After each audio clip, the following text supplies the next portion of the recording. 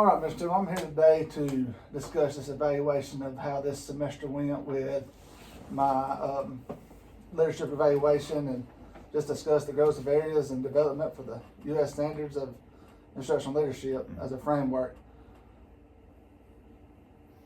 I know we've had a lot of discussions about a variety of standards and what you've done. I think you've made great progress and looking forward to seeing what we can do.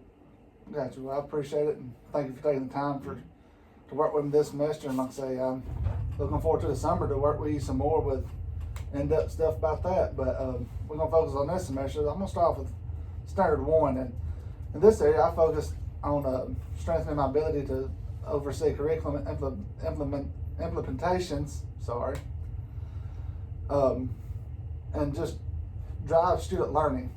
So I think that's one of my strengths, and can you just give me some feedback of how I've done that? Well, I think, we've sat and you have been in and initiated discussion in some different student data, with different student data. You've listened to teacher feedback. You've looked into what we're doing professional development wise to improve that student data. And so those discussions have taken place regarding you have also tagged along doing some instructional observations, and I think all that has given you a different insight of what it takes for you to look at, as you continue your career and get into some deeper engagement. Yes, I appreciate that. Standard 2 is developing a shared vision. Regarding this, I worked on building collaborative culture. I've been engaging team members through regular PLC meetings where we align on school goals and discuss innovative teaching practices. I think in this area we've looked at we've got this kind of opened your eyes to some things. Just a few things I think we can look at is making sure that there's an ownership, a sense of ownership to look over your school success. And you can look at a suggestion that might possibly be you might want to look at is looking at some ongoing surveys, focus groups, surveys, however you want to do it, to always look at. To gauge the interest, gauge what's going on, gauge what's working, what's not working. And that way everybody has a buy-in on whatever vision, I guess is a good word, that you want to try and implement. Gotcha. If that makes sense. Yeah, it does. That's definitely that was my goal of trying to get everybody on the same board. And, if you can get everybody to buy in, everything, the culture and everything just goes smoother. Yeah. Gotcha. Standard 3 is managing the organization. I concentrate on strengthening communication channels and ensuring that strategic plans are data driven.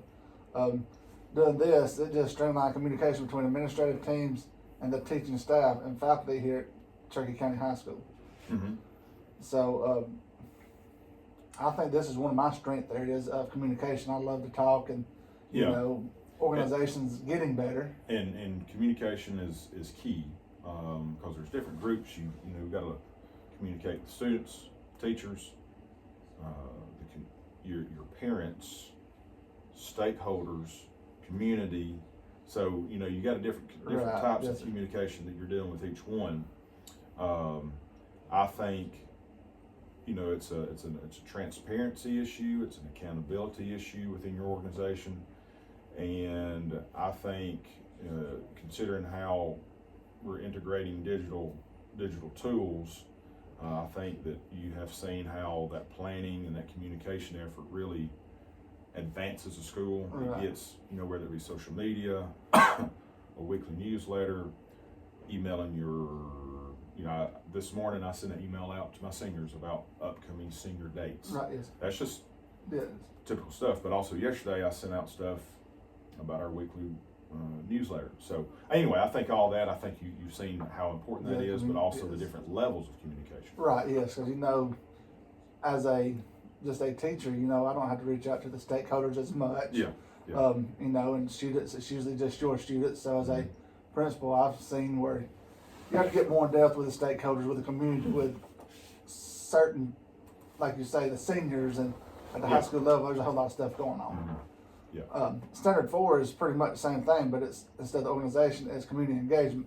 So this one right here, I collaborate with local stakeholders such as parents and community leaders to enhance learning opportunities.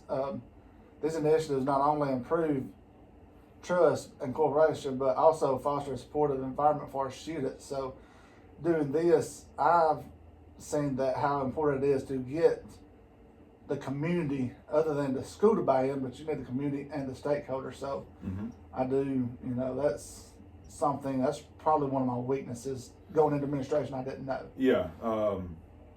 You know, building those initiatives by creating your different opportunities for community input Yes. is something that I struggle with even now, 25 years in. But you know, those partnerships and those local organizations we've got to reach out to, and I think you've kind of saw the importance Yes. of that. Yes.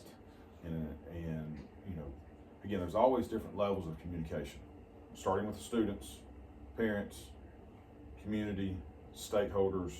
You know, you can put in businesses, community leaders, et cetera, and all that. But I say all that, you know, but I think now you understand the partnerships and how all those local organizations play into it. Yes, sir. Like I said, I didn't, you know, going into administration, I thought, hey, you got the school and you worry about the school and nobody else. But these stakeholders and the community leaders and stuff like that help out tremendously. Yeah.